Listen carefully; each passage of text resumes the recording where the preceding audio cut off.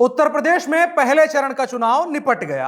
अब दूसरे चरण की 55 सीटों पर चुनाव 14 फरवरी यानी वैलेंटाइन डे को है। इस चरण में योगी आदित्यनाथ कैबिनेट के मंत्री हैं सुरेश खन्ना, गुलाबो देवी, बलदेव सिंह औलख, उनके साथ साथ पूर्व मंत्री हैं धर्म सिंह सैनी, जो कि इस बेल्ट के जिम्मेदार नेता भी माने जा रहे हैं, वो चुनाव मैदान में है।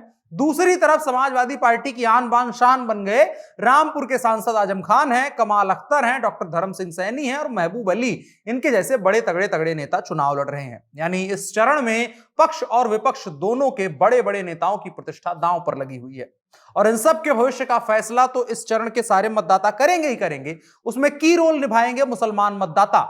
उनका बिखराव होता है तो किसी का फायदा हो सकता है, वो एकजुट रहते हैं तो किसी का फायदा हो सकता है। इन तमाम समीकरणों को समझने की कोशिश करेंगे इस वीडियो में और समझने की कोशिश करेंगे कि क्या होगा पश्चिमी उत्तर प्रदेश के दूसरे चरण का समीकरण।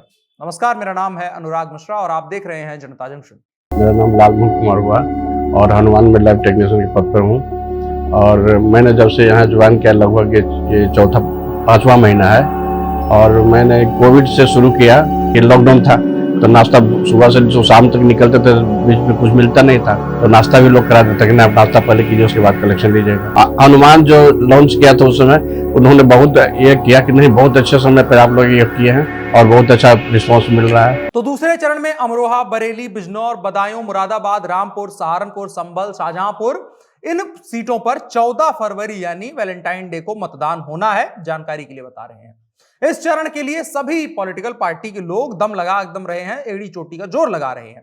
इसके अलावा कई बड़े बड़े नेताओं की प्रतिष्ठा भी दांव पर लगी हुई है, तो वो भी अपनी इज्जत, प्रतिष्ठा, परंपरा जो है वो बचाने की कोशिश में लगे हुए हैं। और ये चरण कहीं ना कहीं भारतीय जनता पार्टी के लिए मुश्किलें पैदा करने वाला है। 2017 में भाजपा ने बड़ी मेहनत करके यहां से 37-38 सीटें निकाली थी, लेकिन इस बार इनका समीकरण यहां पर थोड़ा सा डगमगाता हुआ नजर आ रहा है। और दूसरी तरफ समाजवादी पार्टी के लिए मौका है कि वो यहां से बढ़त ले सकती है मुसलमान वोटरों के सहारे। ये चरण में जहां पर जाटों का प्रभाव माना जा रहा है तो उसी के साथ साथ मुसलमानों का भी तगड़ा प्रभाव आंकड़ों में नजर आता है। और जयंत चौधरी के साथ साथ समाजवादी पार्टी ने जो गठबंधन किया है वो जाट प्लस मुस्लिम के समीकरण को ही साधने के लिए किया गया है।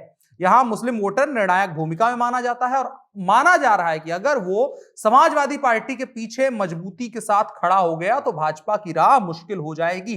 दूसरे चरण की जिन 55 सीटों पर चुनाव होने हैं 2017 का रिजल्ट जान लेते हैं वहां पर क्या था। तो यहां 38 सीटों पर भारतीय जनता पार्टी जीती थी, 15 सीटें समाजवादी पार्टी के खाते में आई थी, 2 सीटों पर कांग्रेस को जीत मिली थी और बसपा यहां से एक भी सीट नहीं जीत पाई थी। जहां भारतीय जनता पार्टी के पास इन आंकड़ों को संजो के रखने और उससे कहीं आगे निकलने की लड़ाई है, तो दूसरी तरफ समाजवादी पार्टी के लिए मौका है कि वो यहां से तगड़ी वापसी कर सकती है। अगर ये अच्छा प्रदर्शन करती है उसके आगे प्रदेश में इसकी राह आसान हो जाएगी। मुसलमान वोटरों की हम बात कर रहे थे, उनकी मजबूती का अंदाजा अगर आपको लगाना है तो सिर्फ इस बात से लगाइए कि पिछली बार सपा और कांग्रेस का गठबंधन हुआ था, बड़ा बेमेल गठबंधन कहा गया था। उसके बावजूद इस चरण में सपा और कांग्रेस को कुल 17 सीटों पर जीत मिली थी, उनमें से 16 मुसलमान उम्मीदवार थे। सपा के 10 विधायक जो है वो मुसलमान बने थे। और भाजपा के लिए मुश्किल क्यों है?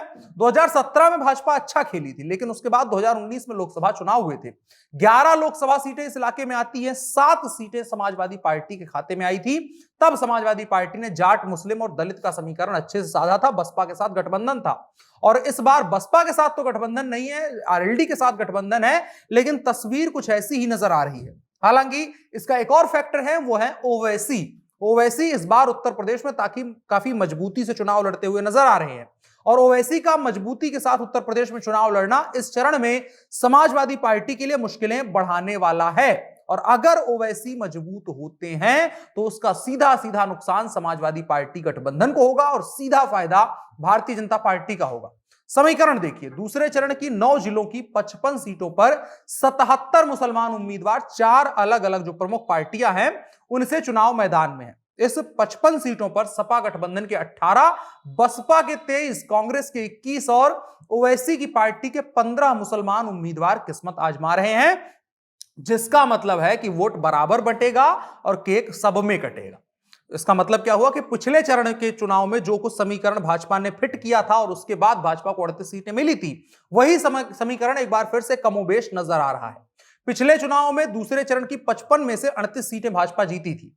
कहानी यही बन रही है कि पिछले विधानसभा चुनाव की तरह अगर इन चार मुख्य पार्टियों के मुसलमान उम्मीदवार आपस में टकराते हैं और टकराने के बाद मुसलमान वोटों का बिखराव होगा तो भाजपा अपने पुराने आंकड़े को हासिल कर सकती है और उससे आगे भी निकल सकती है।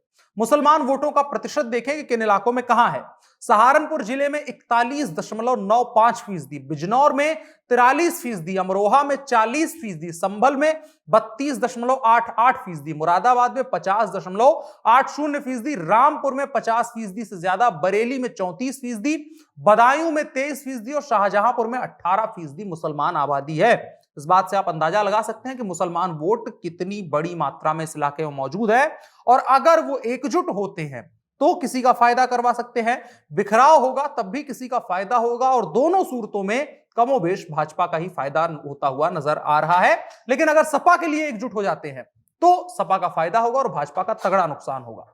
तो कुल मिलाकर के दूसरे चरण का समीकरण जो देख रहे हैं वो मुसलमान मतदाताओं की एकजुटता पर निर्भर कर रहा है और एकजुटता के बाद भी अगर वो एकजुट होकर के सपा के पक्ष में जाता है तभी सपा का रास्ता आसान करेगा। लेकिन अगर ओवैसी यहां से मजबूती से चुनाव लड़ जाते हैं तो भाजपा की राह आसान हो जाएगी और समाजवादी पार्टी फिर से 2017 वाले चतुष्कोणीय समीकरण में फंस करके रह जाएगी। हमने देखा है कि चतुष्कोणीय मुकाबलों में जो पार्टी सत्ता में रहती है वही जीत हासिल करती है और इसके अलावा भी चतुष्कोणीय मुकाबले में जो एकजुटता होती है, अगर वो दो जो प्रमुख पार्टियां हैं उनके खिलाफ कहीं एकजुट हो जाए तो उनमें से एक को फायदा होता है, एक को नुकसान। और भारतीय जनता पार्टी के साथ फायदा यह भी है कि वो केंद्र की सत्ता में है तो जो वोटर होगा कम से कम भाजपा के बारे में जिसके दिमाग में संशय होगा वो केंद्र की तरफ देखते हुए वोट कर देगा भारतीय जनता पार्टी को। इस लिहाज से भाजपा फायदे में नजर आ रही है। लेकिन बार बार हम इस चीज को दोहरा रहे हैं कि अधिकतर निर्णय, अधिकतर परिणाम मुसलमान वोटरों के बिखराव या एकजुटता पर निर्भर करते हैं। तस्वीर तो आपके सामने कुछ रोज बाद आ ही जाएगी।